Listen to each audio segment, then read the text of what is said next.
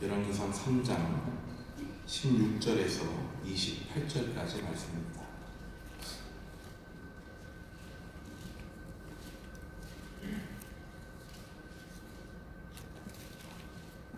구약성경 열왕기상 3장 16절에서 28절까지 말씀 우리 한 절씩 교독하도록 하겠습니다. 그때의 창기 두 여자가 왕에게 와서 그 앞에 서며 그러되 내 주여, 나와 이 여자가 한 집에서 사는데 내가 그와 함께 집에 있으며 해산하였더니 내가 해산한 지 사흘 만에 이 여자도 해산하고 우리가 함께 있었고 우리 둘 외에는 집에 다른 사람이 없었나이다. 그런데 만에 저 여자가 그의 아들 위에 누움으로 그의 아들이 죽으니 그가 밤중에 일어나서 이 여종 내가 잠든 사이에 내 아들을 내 곁에서 가져다가 자기의 품에 누이고 자기의 죽은 아들을 내 품에 누였나이다. 아침에 내가 내 아들을 젖먹이려고 일어나 본즉 죽었기로 내가 아침에 자세히 보니 내가 낳은 아들이 아니더이다 하매 다른 여자는 이르되 아니라 산 것은 내 아들이요 죽은 것은 내 아들이라 하고 이 여자는 이르되 아니라 죽은 것이 내 아들이요 산 것이 내 아들이라 하며 왕 앞에서 그와 같이 쟁론하는지라. 왕이 이르되 이 여자는 말하기를 산 것은 내 아들이요 죽은 것은 내 아들이라 하고 저 여자는 말하기를 아니라 죽은 것이 내 아들이요 산 것이 내 아들이라 하는도다 하고 또 이르되 칼을 내게로 가져오라 하니 칼을 왕 앞으로 가져온지라. 왕이 이르되 사마리아를 둘로 나누어 반은 이 여자에게 주고 반은 저 여자에게 주라. 그 산 아들의 어머니 되는 여자가 그 아들을 위하여 마음이 불붙는 것 같아서 왕께 아뢰어 청하건대 내 주여 산 아이를 그에게 주시고 아무쪼록 죽이지 마옵소서 하되 다른 여자는 말하기를 내 것도 되게 말고 내 것도 되게 말고 나누게 하라 하는지라. 왕이 대답하여 이르되 산 아이를 저 여자에게 주고 결코 죽이지 말라. 저가 그의 어머니이니라 하매 함께 읽습니다. 온 이스라엘이 왕이 심리하여 판결함을 듣고 왕을 두려워하였으니 이는 하나님의 지혜가 그의 속에 있어 판결함을 보이더라. 아멘. 오늘 성경 말씀은 너무나 유명한 말씀이죠. 어려서부터 여러 번 들어봤을 그런 말씀입니다. 솔로몬의 지혜를 말할 때 등장하는 가장 유명한 그런 일화이지요. 사실 이 이야기를 볼 때 우리는 흔히 이 참 골치 아픈 이 문제를 해결하는 솔로몬의 명판결에만 주목할 때가 많이 있습니다. 근데 오늘은 그 말씀을 좀 대하면서 먼저 두 여인의 모습을 좀 더 먼저 집중해 보고 싶습니다. 두 여인은 모두 창기라고 언급되어 있습니다. 그 인생이 어떠했을까요? 일반적인 삶을 살지 못했을 겁니다.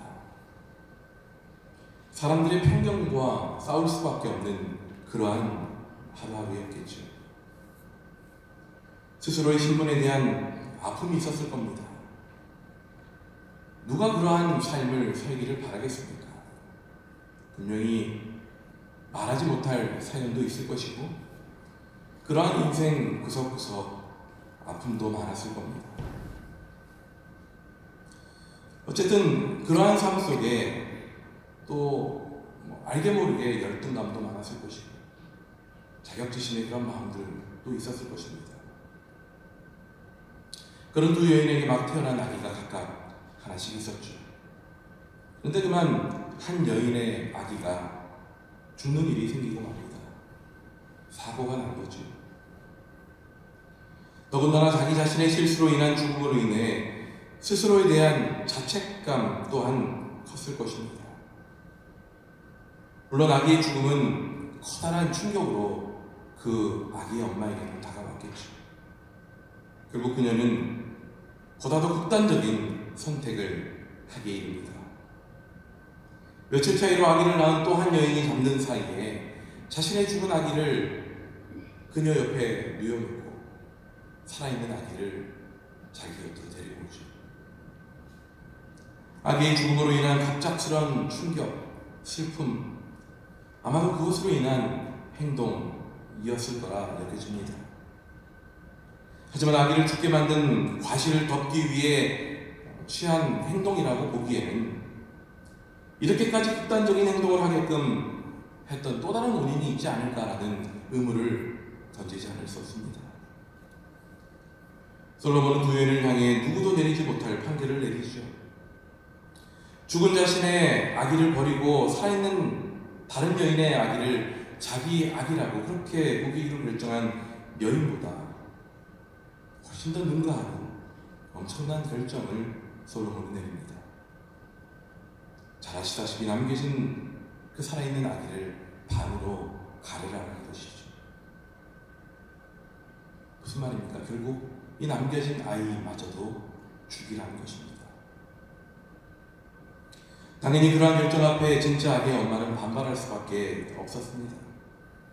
하지만 왕이 내린 심판 앞에 결국 그러한 반발 역시 무모한 것임을 알았기에 자신의 아기를 살리기 위해 차라리 저 여인에게 내 아기를 넘겨주라고 말합니다. 가슴 아픈 결정이죠. 상상하기도 싫은 명령입니다.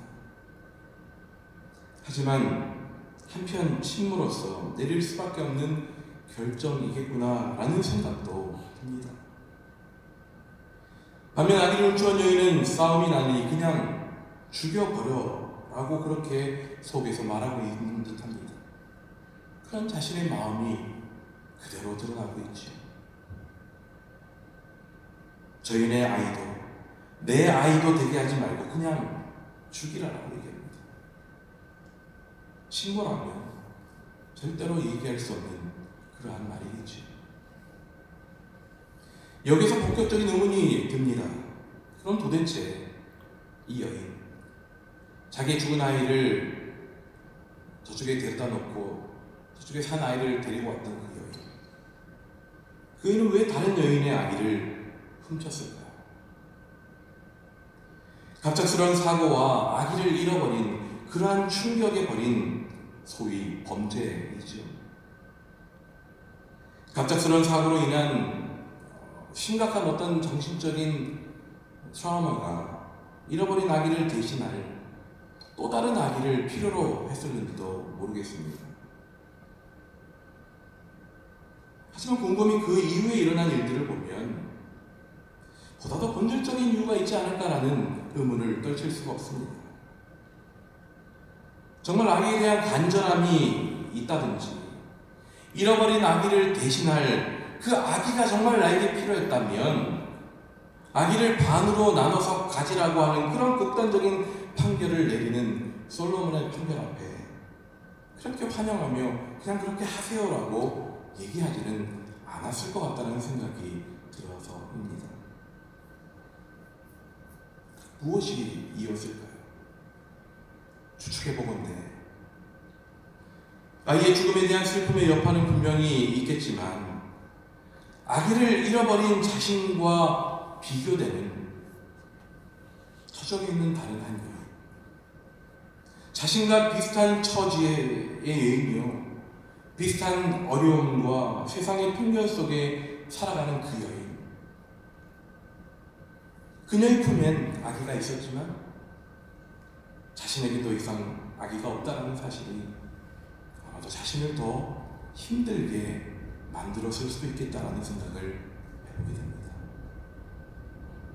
그로 인해 시기와 질투의 마음도 순간 생겨날 수 있었겠죠.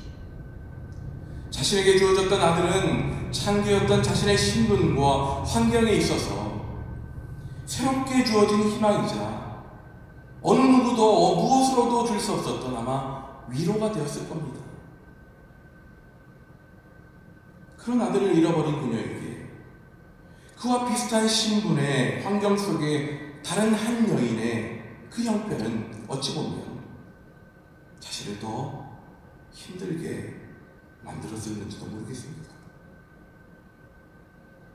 시작은 잃어버린 아이를 또 그 아기를 향한 아픔에서 비롯된 것이었을지 모르겠습니다만 결국엔 그 모든 일이 자신이 감당하지 못한 시기와 질투 그리고 자신을 더 힘들게 만드는 그런 주변 상황들로 인한 것이었음을 스스로 드러내게 된 것이죠.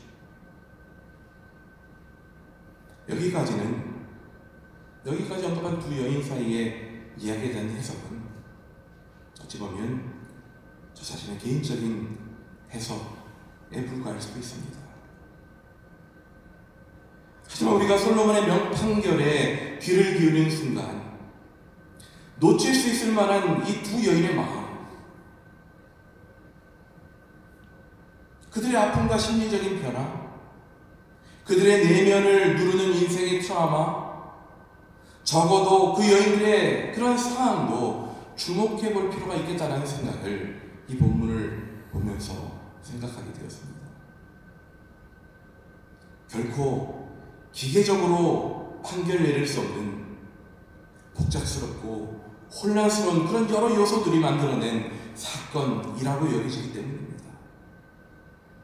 두 여인의 심리와 마음을 파악해가면 갈수록 이 사건이 그리 간단한 판결이 가능한 사건은 아니었을 거라는 생각을 해보게 된다는 거죠. 그만큼 솔로몬은 힘겨운 사건 앞에 서게 되었을 겁니다. 우리는 이 사건에 아주 명판결처럼 보여지면서 멋지다 라고만 생각하고 어떻게 저런 기묘한 생각을 할 수 있을까 라는 생각을 하고 넘어갈 수 있을는지 모르지만 솔로몬이 과연 이 사건을 받아들이면서 그래 이 사건은 이렇게 해야지 라고 바로 그렇게 기계적으로 대답할 만큼 그렇게 준비가 되어 있었을까? 오히려 이 두 여인 속에 그 심리와 내면과 그 상황 속에 얽혀서 그런 복잡함이 분명히 있었을 거라는 생각을 해보게 되었다는 거죠.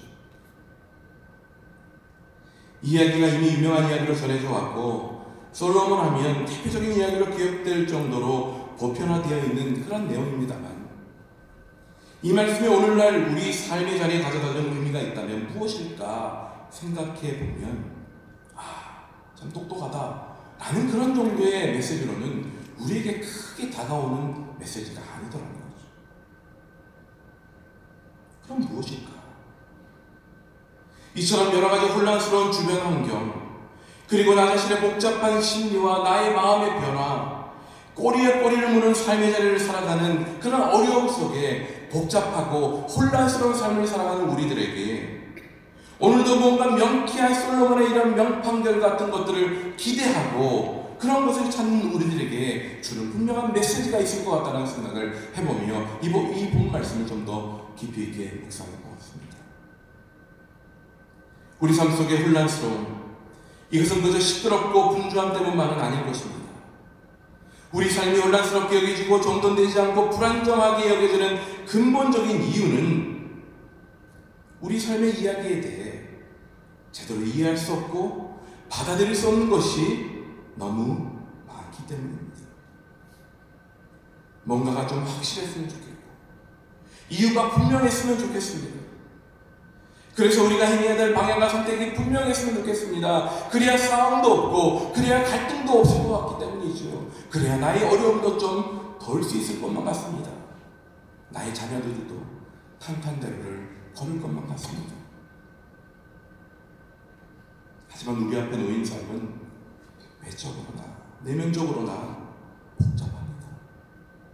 우리 역시 죽은 아이를 놓고 싸우던 두 엄마처럼 아니면 그 사건을 바라보며 누구의 악의인가 궁금해하는 제3자의 우리들처럼 그렇게 힘겨움과 막막함으로 궁금함으로 그런 애탐으로 그렇게 하루하루를 살아가고 있다는 것이죠.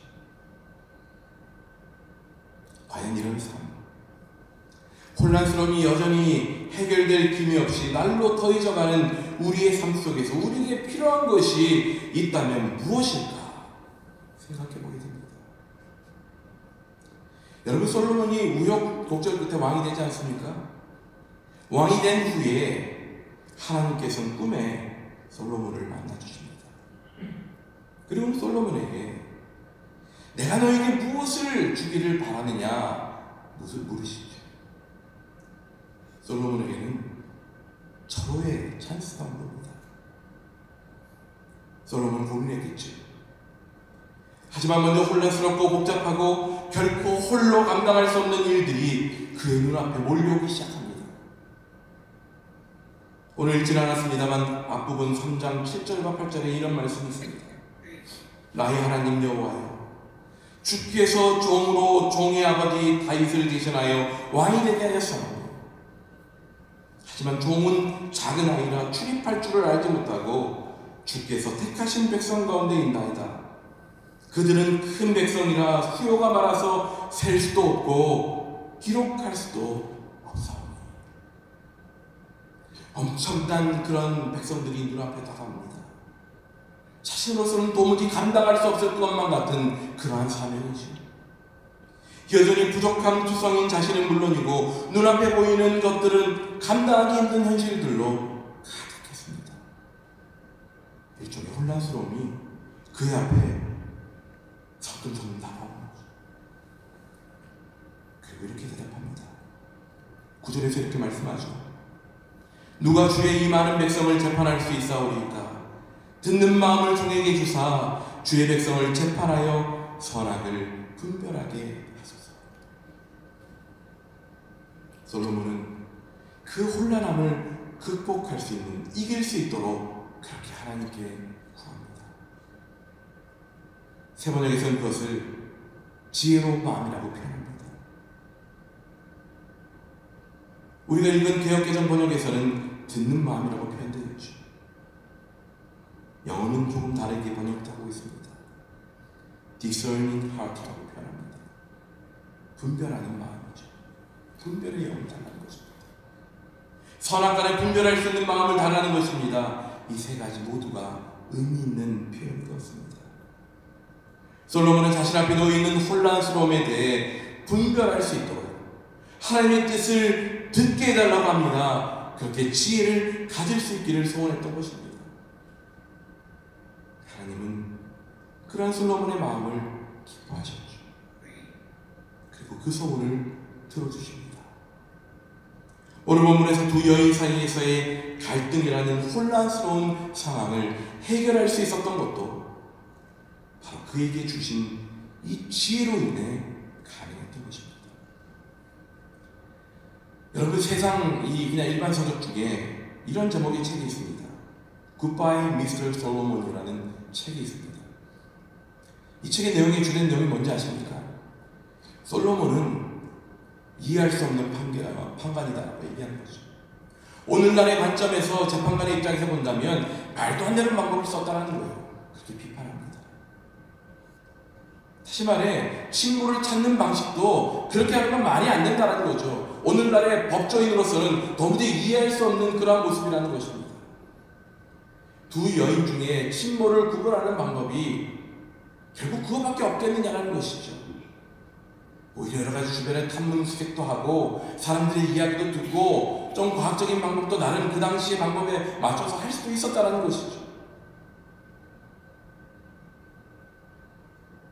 결코 오늘날의 법상식에, 아니 그 당시만 봐도 법상식에 어울리지 않는다라고 지적하는, 충분히 지적할 만한 내용인 것 같습니다. 오늘날 많은 지식과 경험이 어찌 보면 솔로몬이 구했던 하나님의 지혜에 앞선다라고 세상은 이야기할 수 있을는지도 모르겠습니다. 하지만 솔로몬은 앞서서도 말한 것처럼 하나님께로부터 듣는 마음, 분별할 수 있는 마음, 그 지혜를 구했습니다. 정해진 지식과 상식으로 기계적으로 상황을 판단하고 해결하는 것이 아니라 하나님의 마음을 듣는 거죠. 하나님의 마음을 그래서 이해해가는 것이죠. 주어진 상황, 비록 그것이 혼란스러운 상황이라 할지라도 하나님의 지혜를 통해, 분별하는 마음을 주심을 통해, 하나님의 마음을 깨달음을 통해 분별하고자 했던 것입니다. 그것이 바로 솔로몬이 가지고 있었던 지혜였던 것입니다. 여기에서부터 우리는 솔로몬의 지혜가 왜 지혜인지, 그 지혜는 무엇을 말하는지를 우리는 보게 됩니다. 깊이 생각하지 않으면 마치 솔로몬이 두 사람으로부터 그러한 반응이 나올 것이라는 것조차도 미리 알 정도로 통찰력이 있다라고 우리가 생각하는지도 모릅니다. 그리고 그런 통찰력이 마치 솔로몬의 지혜 있는 모습이라고 우리는 생각하는 거죠. 여러분, 과연 솔로몬이 그런 것까지 미리 알고 있었을까요? 그런 것을 미리 알고 있어서 솔로몬이 진짜로 지혜로운 사람이었을까요? 곰곰이 생각해보면 과연 솔로몬이 두 어머니로부터 그러한 반응을 보게 될 것이라고는 솔로몬 역시 미처 몰랐을 것입니다. 아니, 모르는 게 정상이죠. 다시 말해, 아이를 둘로 나누라는 명령에 두 어머니가 그렇게 극명하게 반응을 달리할 거라고는 솔로몬 역시도 몰랐을 것이라는 겁니다. 더군다나 그 아이의 생모가 아기를 살리기 위해 자신의 아기를 포기할 거라고 어찌 솔로몬이 알았겠습니까? 제가 만약에 그 입장에 있는 생부라면 그 아기를 반으로 자란다고 했을 때, 그래, 그 아이 어떻게 살려야 되니까 그냥 제가 포기할게요, 저분 주세요 라고 선뜻 못했을 것 같아요. 어떻게라도 어떤 방법을 써서라도 그 아이가 내 아이라는 것을 증명하려고 애썼지, 그렇게 선뜻 저분에게 주십시오라고 절대로 못했을 것 같아요. 그만큼 그러한 상황 앞에 두 엄마의 모습을 미리 예측한다는 것은 결코 쉬운 일이 아니고, 지혜로운 솔로몬이라고 해서 그 사실을 모두 다 깨뜨리고 알고 있는 채 이런 판결을 내렸다고는 결코 생각할 수 없을 겁니다. 솔로몬의 지혜는 두 엄마의 반응을 미리 예측하는 그런 지혜가 아니었다는 거예요. 이렇게 저렇게 반응할 테니까 이렇게 아이를 둘로 나누러 가면 되겠구나, 그렇게 생각을 해내는 것이 그의 지혜가 아니었다는 겁니다. 솔로몬의 지혜는 무엇보다 하나님의 마음을 품는 것에서부터 발견되어집니다. 그런 일련의 과정이 언급된 것은 아닙니다만 솔로몬은 벌어지고 있는 상황을 하나님의 마음으로 보려고 했을 것입니다. 하나님의 시선으로 그 벌어지는 상황들을 이해하려고 했을 것입니다. 아이를 둘로 나눠주라고 말하고 그것으로 판결을 끝낸 것이 아니었습니다. 둘 다 자기 아이라고 하니 그냥 반반 나눠 가지라는 것이 아니었죠. 그러한 자신의 판결에 대해 반응하는 두 엄마의 그런 모습을 유심히 보았을 겁니다. 그리고 하나님이 주신 생명에 대해 반응하는 모습, 마땅한 반응을 하나님의 마음으로 살펴보았겠죠. 그리고 그 반응 속에서 참 어미의 마음을 느꼈을 것입니다. 이 또한 하나님이 주시는 부모의 마음인 것이죠. 자신의 아이에 대한 진심 어린 마음을 보려고 애썼을 것입니다. 왕의 판결을 미리 예측해서 오히려 생모가 아닌 엄마가 생모처럼 반응할 수 있는 것 아니겠습니까? 그러하기에 그 두 엄마의 마음을 깊은 통찰력을 가지고 보는 노력이 왕에게 필요했다는 거죠. 솔로몬의 지혜는 바로 그러한 노력에 담겨있는 지혜였다는 것입니다. 그러한 시선, 그렇게 분별하려고 하는 모습에서부터 솔로몬의 지혜는 드러나게 됩니다. 그렇게 분별하려는 자세 자체가 솔로몬에게 주어진 하나님의 지혜였던 것이죠. 하나님의 지혜는 척척박사처럼 무언가 문제가 주어지면 그것에 대한 대답이 나오고 어떠한 상황에 처하면 어떻게 해야 되는지 바로바로 아는 것을 말하는 것이 아닙니다. 하나님의 지혜는 하나님의 마음을 느낄 줄 아는 것입니다.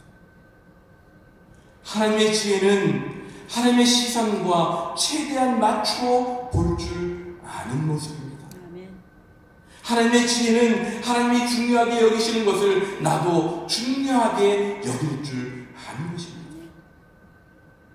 하나님의 지혜는 신속함도 우월함도 부유함도 의미하지 않습니다. 하나님의 지혜는 오히려 다른 이들보다 좀 느려도 다른 방법보다 좀 덜 완벽해 보여도, 다른 견해보다 좀 덜 부유해 보여도 하나님의 마음을 함께 느끼는 것, 하나님의 계획과 하나님의 뜻을 이루어내는 데 동참하는 것, 그것이 바로 하나님의 지혜인 것입니다. 솔로몬은 자신의 판결을 통해 왕의 권위를 드러내고자 하지 않았습니다. 자신의 판결을 내리면 알아서 모든 것이 이루어지고 뒤처리 이렇게 되는 그런 힘을 보여주려고 하지 않았습니다. 물론 거짓말을 한 여인은 합당한 벌을 받게 되었겠죠. 하지만 그들의 모습 하나하나를 깊이 살펴보았고 그 속에서 진리를 보게 하는 하나님의 진리, 하나님의 지혜를 품는 그런 모습을 스스로 보여주었던 것입니다. 오늘도 우리는 이런 지혜에 대한 열망을 품습니다. 지혜를 위해 좀 더 많은 지식을 얻으려 하기도 하죠. 시간과 물질을 사용해서 좀 더 효과적이고 인정받을 만한 지혜를 가지고 싶어 하기도 합니다. 그러면서 때로는 착각하죠. 지혜를 마치 대단한 기술 내지는 내세울 만한 자격 조건처럼 그렇게 착각하기도 합니다. 하지만 지혜, 우리가 진정으로 쫓아야 될 지혜는 그런 세상이 말하는 지혜와는 분명히 다른 지혜입니다. 우리가 찾는 지혜는 하나님의 지혜인 것입니다. 그러하게 진정한 지혜로운 자는 자신이 생각하는 것만 일방적으로 주장하지 않습니다. 행여나 내 속에 하나님의 뜻을 잘못 분별한 것은 없는지 다시 한번 신중하게 들여다보고 돌아보는 것이죠. 또한 다른 이들의 마음을 통해 주시는 하나님의 지혜를 들으려고 또한 애쓰기도 한다는 것입니다. 하나님의 지혜는 흔히 지식과 경험과 같이 축적되거나 내 안에 구비되어 언제든지 가지고 있으면 사용할 수 있는 그러한 무언가이기보다는 하나님의 마음, 하나님의 뜻을 느끼고 깨닫기 위해 끊임없이 하나님을 바라보는 것, 하나님을 의지하는 것, 그래서 하나님께 도움을 구하는 그러한 겸손의 모습이 오히려 하나님이 주시는 지혜인 것입니다. 눈에 보이는 무언가를 가지고 있어서 자랑할 수 있는 그런 지혜가 아닌 것이죠. 하나님께 겸손히 섬으로 인해 하나님의 뜻을 하나씩 더 분별해내고 하나님의 마음을 품게 되고, 그래서 하나님의 눈으로 바라보며 하나님이 아파하시는 것에 함께 아파하고 하나님이 기뻐하시는 것에 내일이 아니어도 함께 기뻐할 줄 알고 그렇게 하나님의 마음을 품어가는 것, 그렇게 노력해 가는 것, 그것이 바로 지혜로운 자의 모습이라는 것이지. 그래서 하나님의 지혜는 내가 소유하는 것이 아니라 언제나 주어지는 것입니다. 내가 지혜를 품고 있어서 언제나 마치 나의 무기인 것처럼 남들을 지배하고 남들보다 잘남을 증명하는 그러한 도구로 사용하는 것이 우리에게 주시는 지혜가 아니라 매 순간순간마다 하나님께 의지하고 하나님만을 바라볼 때 우리에게 주어지는 것, 그것이 바로 하나님의 지혜인 것입니다. 그러하게 우리는 지혜롭다 자랑할 수 없는 것이죠. 매 순간 겸손히 하나님의 지혜를 구할 수밖에 없는 것입니다. 오늘 본문에서도 왕의 판결을 듣고 사람들이 왕을 두려워했다라고 말씀하죠. 왜냐하면 이는 하나님의 지혜가 그의 속에 있어 판결함을 보았기 때문입니다. 솔로몬의 지혜로운 판결을 통해 하나님의 지혜를 사람들이 보기 시작한 거죠. 우리가 품어야 될, 우리가 쫓아야 될 지혜는 바로 그러한 하나님의 지혜입니다. 혼란스럽고 복잡해서 지치고 넘어지기 쉬운 우리의 삶 속에서 우리 가운데 하나님의 지혜로 채워져 가게 되기를 소원합니다. 과연 이것이 무슨 의미일까? 왜 나에게 이런 일들이 일어나는가? 이것을 통해 무엇을 말씀하시고 우리를 어떻게 인도하기 원하시는가? 늘 하나님께 묻는 삶, 그 가운데 하나님의 뜻을 듣고 깨닫고 저 멀리 있는 것은 지금 내가 알지 못할지라도 지금 이 순간 무엇을 말씀하시는가를 하나씩 알아가고 그 문 하나씩 열고 가는 삶, 그것이 바로 지혜로운 그리스도인의 삶의 모습인 것입니다. 그런 지혜로운 삶을 살아가십시다. 그리고 우리 자녀들에게 지혜로운 삶이 바로 그러한 것이라고 가르쳐 주십시다. 너가 이렇게 되고 이러한 인물이 되고 이러한 것을 하고 이러한 직업을 가져야 저 멀리에서도 부유한 자가 되고 저 멀리에서 숭고한 자가 된다, 이런 식으로 가르치는 것이 아니라 매 순간순간마다 하나님의 말씀을 통해 기도 가운데 끊임없이 하나님의 뜻을 하나씩 열어서 봄을 통해 확인하고 그 길을 찾아가는 것, 그것이 지혜로운 것이다라고 우리 자녀들에게 가르칠 수 있는 삶, 그런 삶이 우리들에게 있게 되기를 소원합니다. 가족 공동체의 털을 닦는 하나님입니다. 우리 공동체, 우리 모두가 그러한 하나님의 지혜를 하나씩 찾아감을 통해 가족 공동체의 털을 귀하게 닦아가는 우리 모두가 되기를 간절히 소원하고 축복합니다. 함께 기도하시겠습니다.